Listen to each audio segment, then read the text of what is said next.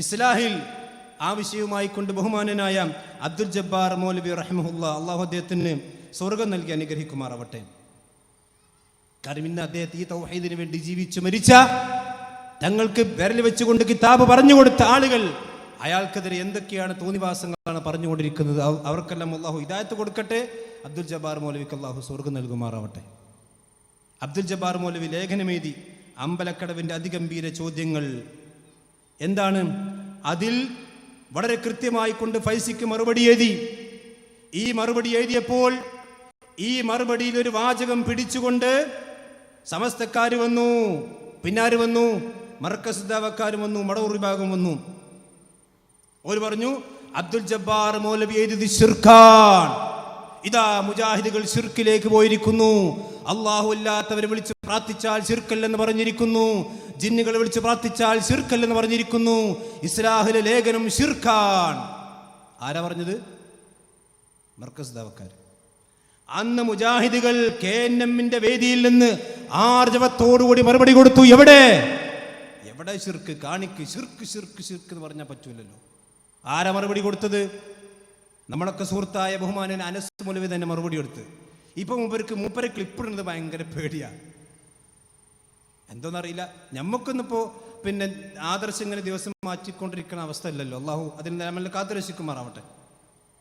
ഇപ്പോ ഖബർക്ക് പോകുമ്പോഴും വിശുദ്ധക്കാർക്ക് ക്ലിപ്പ് എന്നൊക്കെയാണ് പറഞ്ഞത്. വല്ലാത്ത അവസ്ഥയാണ് സഹോദര. അത് നമ്മൾക്ക് സുഹൃത്താണ്. നിങ്ങളെ ക്ലിപ്പിടുന്നത് അത് നിങ്ങളെ പവർ കൊണ്ടോ അല്ലെ നിങ്ങളെ കാണിക്കാനോ അല്ല, നിങ്ങളെ മൂന്ന കാണിക്കാനൊന്നുമല്ല.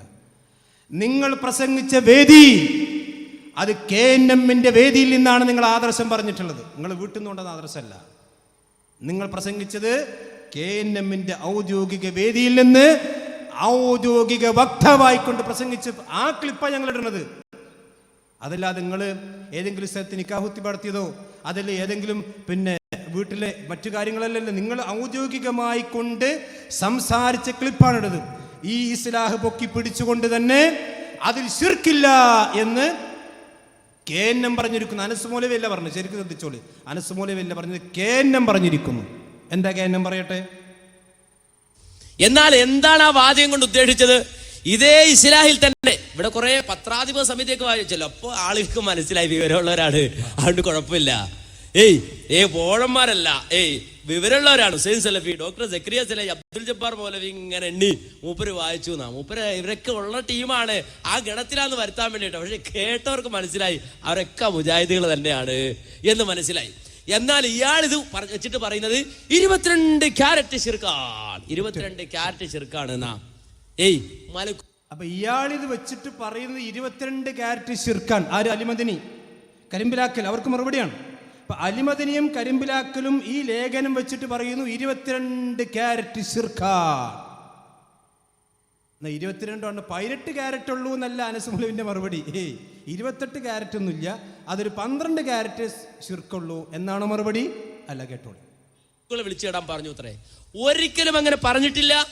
ആ വാചകം കൊണ്ട് അങ്ങനെ ഗവേഷണം നടത്തേണ്ടതുമില്ല. അത് വിശദീകരിച്ചിട്ടുണ്ട്, അത് കൃത്യമായി പറഞ്ഞിട്ടുണ്ട്. എന്നാൽ നമ്മുടെ വിഷയം അത് വിശദീകരിക്കുന്നതിനപ്പുറം മടവൂരികളോട് നമുക്ക് ചോദിക്കാനുള്ളത്, ഇപ്പോഴും യുവത പ്രസിദ്ധീകരിക്കുന്ന ബുക്കായത് നിങ്ങളുണ്ടല്ലോ. 2007 ഏപ്രിൽ ഇസ്ലാഹ് എന്ന് പറഞ്ഞ് വായിക്കണ്ട. യുവത എഴുതിയത് ചെറിയ മുണ്ടം അബ്ദുൽ ഹമീദ് മദനി. പറ്റാത്ത ആളാണെങ്കിൽ പറയണം. പറ്റാത്ത ആളാണെങ്കിൽ പറയണം.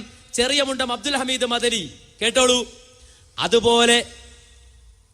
അതുപോലെ മുമ്പൊരു കാര്യം പറഞ്ഞിട്ട്, അതുപോലെ വിജനപ്രദേശത്ത് ഉണ്ടായേക്കാൻ ഇടയുള്ള, വിജനപ്രദേശം എന്ന് വെച്ചാൽ ആളില്ലാത്ത പ്രദേശം, ആളില്ലാത്ത പ്രദേശത്ത് ഉണ്ടായേക്കാൻ ഇടയുള്ള ജിന്നുകളും, ആര് ജിന്നുകളും മലക്കുകളും ഉൾപ്പെടെയുള്ള സൃഷ്ടികളോട് അവർക്ക് കഴിവ് നൽകപ്പെട്ട വിഷയത്തിൽ സഹായം ആവശ്യപ്പെട്ടാൽ അതും പ്രാർത്ഥനയാണെന്ന് പറയാവതല്ല.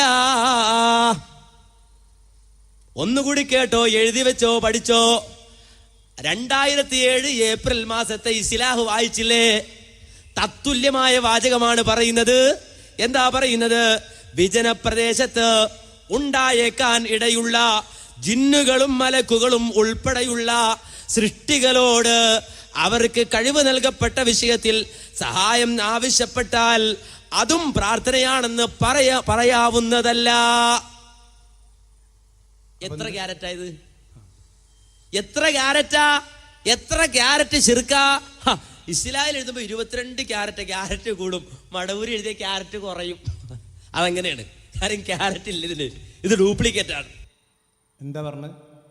ഞാൻ ചോദിക്കുന്നു, അനസ് മൗലവി ഇപ്പോ ഈ കഴിഞ്ഞ ദിവസം കൊച്ചിയിൽ വെച്ചുകൊണ്ട് നടന്ന മുഖാമുഖത്തിൽ പറഞ്ഞു ഇത് തൗഹീദുൽ ഉലൂഹിയത്തിലെ ശിർക്കാണ്. ഞാൻ അവിടേക്ക് വരുന്നുണ്ട്. തൗഹീദുൽ ഉലൂഹിയത്തിലെ ശിർക്കാണ്. പക്ഷെ അന്ന് തന്നെ തൗഹീദുൽ ഉലൂഹിയത്തിലെ 22 ക്യാരറ്റ് ശിർക്കാണെന്ന് മടവൂരികൾ പറഞ്ഞിരുന്നു, മർക്കസ് ദാവക്കാർ പറഞ്ഞിരുന്നു. അന്ന് അനസ് മൗലവി ഈ ഇസ്ലാഹിൽ ലേഖനം വരുന്നതിൻ്റെയും എത്രയോ മുമ്പ് ബഹുമാനനായ ചെറിയ മുണ്ടം മുജാഹിദ് പ്രസ്ഥാനത്തിന് നിലപാടായിക്കൊണ്ട് കൊടുത്ത ഈ പുസ്തകത്തിലും അതുപോലെയുണ്ട്. അതുകൊണ്ട് ഇതും ശിർക്കല്ല അതും ശിർക്കല്ല എന്നാ പറഞ്ഞു. രണ്ടും ശിർക്കാന്നല്ല, ഇത് ശിർക്കല്ലെങ്കിൽ അത് ശിർക്കല്ല. രണ്ട് മുജാഹിദ് പ്രസ്ഥാനത്തിന്റെ വേദിയിൽ നിന്നുകൊണ്ട് ഈ അനസ് മൗലവി സംസാരിക്കുന്ന ആ ഒറ്റ മിനിറ്റ് അതിന്റെ വേദികളൊന്നും കാണണം. ഞാൻ പറഞ്ഞ അനസ് മൗലവിന്റെ ക്ലിപ്പുണ്ട് ഇതിനാ, ഒന്നുകൂടി ഒന്ന് പോസ് ചെയ്ത. അനസ് മൗലവി സംസാരിക്കുന്ന വേദികൾ നോക്കുക. അനസ് മൗലവി സംസാരിക്കുന്ന വേദി. എന്നാൽ എന്താണ് ആ വാചകം കൊണ്ട് ഉദ്ദേശിച്ചത്? കണ്ടോ, KNM എന്ന ബാക്കിലുള്ളത് എന്ത്? അനസ് മൗലവിന്റെ വീട്ടിലത്തെ സംസാരമുള്ളത് KNM. അപ്പൊ അനസ് മൗലവി അവിടെ പറയുന്ന ആദർശം അനസ് മൗലവിയുടെ ആദർശമല്ല, അത് KNMന്റെ ആദർശമാണ്. പിന്നെയോ ആദർശ സമ്മേളനം KNM ആദർശ സമ്മേളനമാണ്, തസ്കിയത്ത് സമ്മേളനമൊന്നുമല്ല, ആദർശ സമ്മേളനം. അപ്പൊ KNMന്റെ ആദർശം എന്താണ്? മടവൂരികൾ അന്ന് ശിർക്ക് പറഞ്ഞപ്പോൾ അത് ശിർക്കല്ല എന്നാണ് KNMന്റെ അന്നത്തെ ആദർശം. ശരി, അപ്പൊ പിന്നെ അത് മറ്റുള്ള ആളുകൾ വിവാദമാക്കിയപ്പോൾ എന്തുണ്ടായി? അതിനൊരു വിശദീകരണം ആവശ്യമാണെന്ന് വന്നു.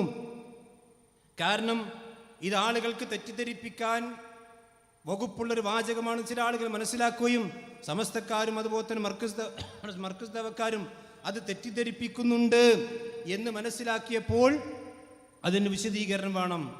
അങ്ങനെ വിശദീകരണം അൽ ഇസ്ലാഹ് മാസികയിൽ തന്നെ കൊടുത്തു. എന്താണ് അൽ ഇസ്ലാഹ് മാസികയിൽ 2008 ഏപ്രിൽ 2008 പിന്നെ അതിൽ തന്നെ വിശദീകരണം കൊടുത്തു. അപ്പോൾ കൊച്ചിയിൽ വെച്ചുകൊണ്ട് അനസ് മുസ്ലിയാർ വളരെ സുദീർഘമായി മുഖാമുഖം എന്ന് പറഞ്ഞാൽ ആകെ 4-5 ചോദ്യമുള്ളൂ, ഒരു ചോദ്യത്തിന് 1 മണിക്കൂർ മറുപടിയാണ്.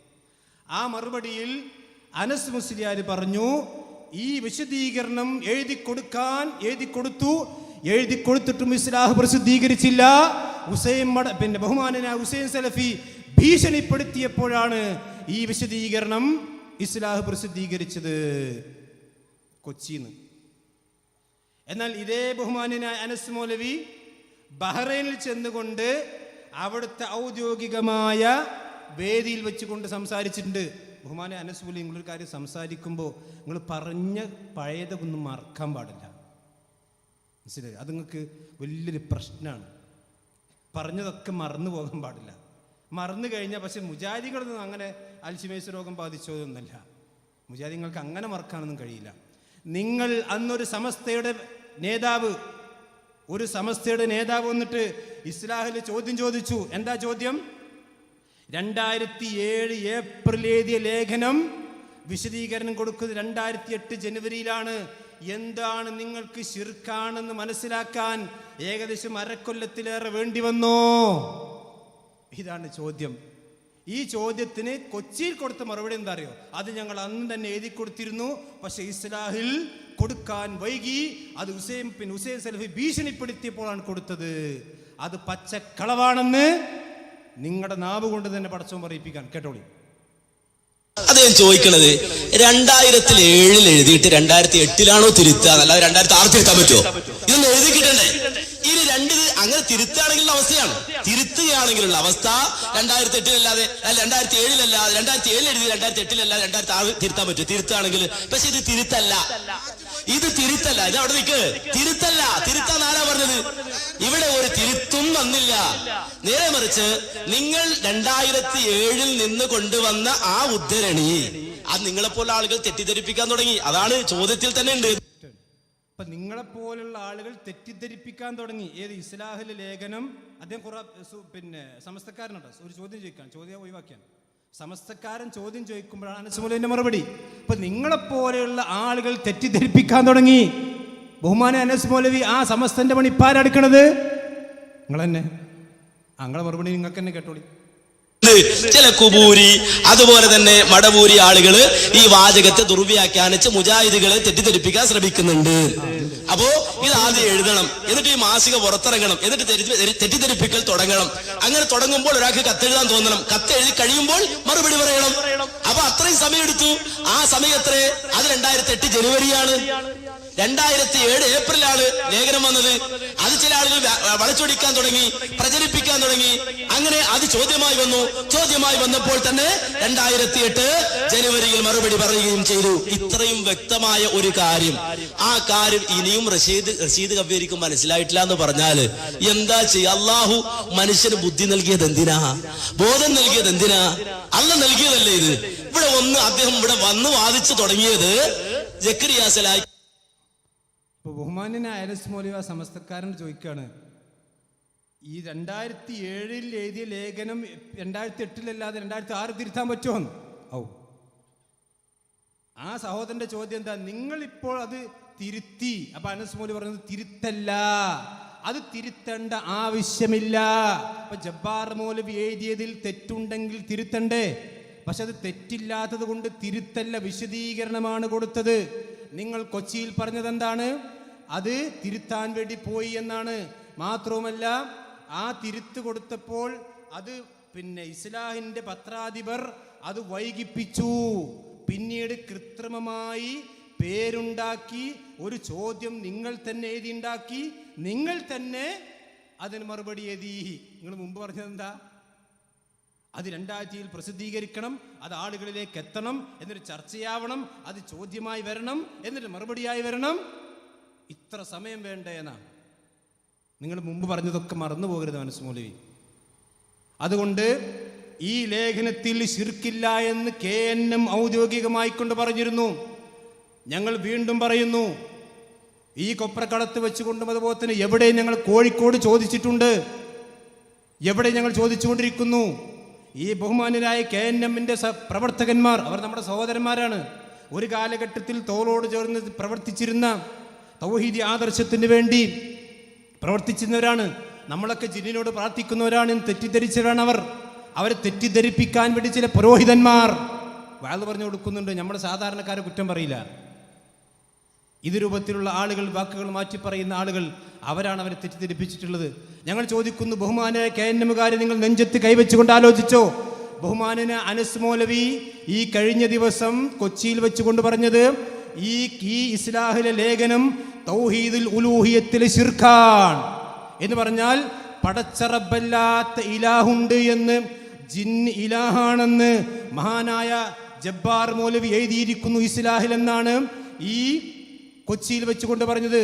ഞാൻ ചോദിക്കുന്നു, ജിന്ന് ഇലാഹാണെന്ന്, അള്ളാഹു അല്ലാത്ത ഇലാഹുണ്ടെന്നും ആ ഇലാഹിനെ വിളിച്ച് സഹായം ചോദിച്ചാൽ അത് പ്രാർത്ഥനയില്ലെന്നും ശിർക്കല്ലെന്നും ജബ്ബാർ മൗലവി 2007 എഴുതിയിട്ട് നിങ്ങൾ കഴിഞ്ഞ എത്രയോ വർഷക്കാലമായി KNM-ന്റെ ഔദ്യോഗിക വാരികകളിൽ അബ്ദുൽ ജബ്ബാർ മൗലവിക്ക് ലേഖനം എഴുതാൻ അവസരം കൊടുത്തു.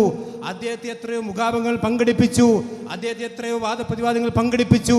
തൗഹീദിൽ ഉലൂഹിയത്തിൽ ശിർക്ക് സംഭവിച്ച ഒരു മൗലവിയെ നിങ്ങൾ എന്തുകൊണ്ട് തിരുത്തിയില്ല? ഈ ഇസ്ലാഹിലെ ലേഖനം 2011 5/6/11 വരേക്കും ശിർക്കാണെന്ന് ഔദ്യോഗികമായി കൊണ്ട് നിങ്ങൾ എവിടെയെങ്കിലും എഴുതുകയോ പറയുകയോ ചെയ്തിട്ടുണ്ടോ? ഇത് ഞങ്ങൾക്ക് വേണ്ടി നിങ്ങൾ പറയണ്ട, നിങ്ങൾ ചിന്തിച്ചോളി. തൗഹീദുൽ ഉലൂഹിയത്തിലെ ശിർക്കാണ് അബ്ദുൽ ജബ്ബാർ മൗലവി എഴുതിയതെങ്കിൽ ഈ 5/6/11 വരെ, ഈ 2007 ഏപ്രിൽ മുതൽ 5/6/11 വരെ ഇത് തൗഹീദുൽ ഉലൂഹിയത്തിൽ ശിർക്കല്ല ശിർക്കല്ല ശിർക്കല്ല എന്ന് പറയുകയും 2011 5/6/11 അത് ശിർക്കാണെന്ന് പറയുകയും ചെയ്തു.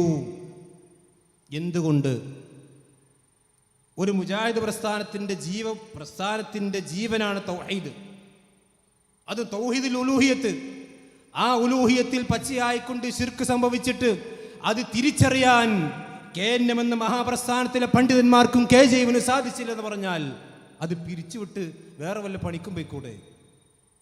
തൗഹീദിൽ ഉലൂഹിയത്ത് ശിർക്ക് വന്നിട്ട് തിരിച്ചറിയാൻ കഴിയില്ലെന്ന് പറഞ്ഞാൽ പിന്നെ ഇപ്പോഴാ തിരിച്ചറിഞ്ഞറിഞ്ഞോ 5-6-11 അതും കൂടി നമ്മൾ മനസ്സിലാക്കണം. 5-6-11 മുജാഹിദ് പ്രസ്ഥാനത്തിന്റെ ചരിത്രത്തിലെ ഒരു കറുത്ത അധ്യായമാണ്. നിങ്ങൾ ശരിക്കും ഡേറ്റ് മനസ്സിലാക്കി വെച്ചോളൂ. 5-6-11 ഞാൻ എപ്പോഴും പറയില്ല, അതാ 5-6-11. ഇതൊരു മുജാഹിദിന് മറക്കാൻ കഴിയാത്ത തീയതിയാണ്.